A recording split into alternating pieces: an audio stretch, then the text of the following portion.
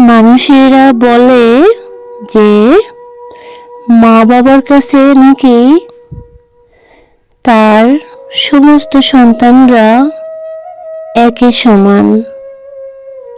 সমান ভালোবাসা পায়। তবে আমি বলবো ভিন্ন।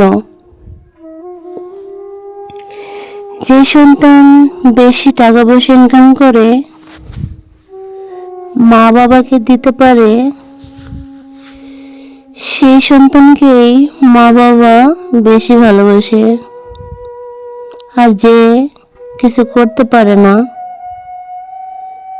তাকে কোনো মা বাবাই ভালোবাসে না। আর যে সন্তানের টাকা পয়সা নাই সেই সন্তানের নাতিপুতিদেরও মা বাবা এত বেশি ভালোবাসে না।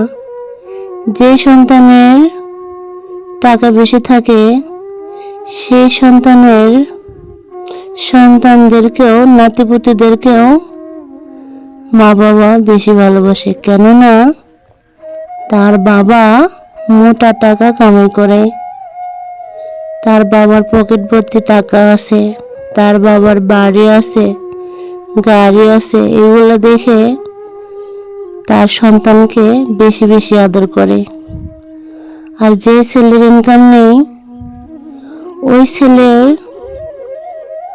ছেলে মেয়েকে নাতিপুতিকে কুলেও নিবে না, ভালোও বাসবে না।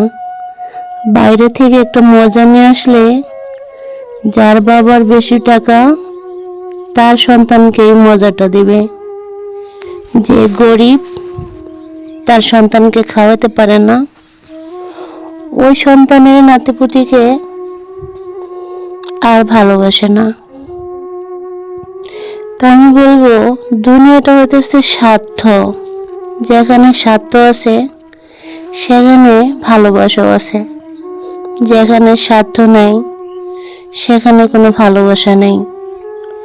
আর আমি মনে করি যে ভালোবাসা স্বার্থের বিনিময়ে হয় এই ভালোবাসার প্রয়োজন নেই, না মা বাবার ভালোবাসা, না দাদা দাদির ভালোবাসা।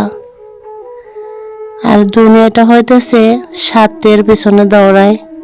যে খাওয়াতে পারবে সে ভালো, আর যে খাওয়াতে পারবে না সে কখনোই কারো কাছে ভালো হতে পারবে না।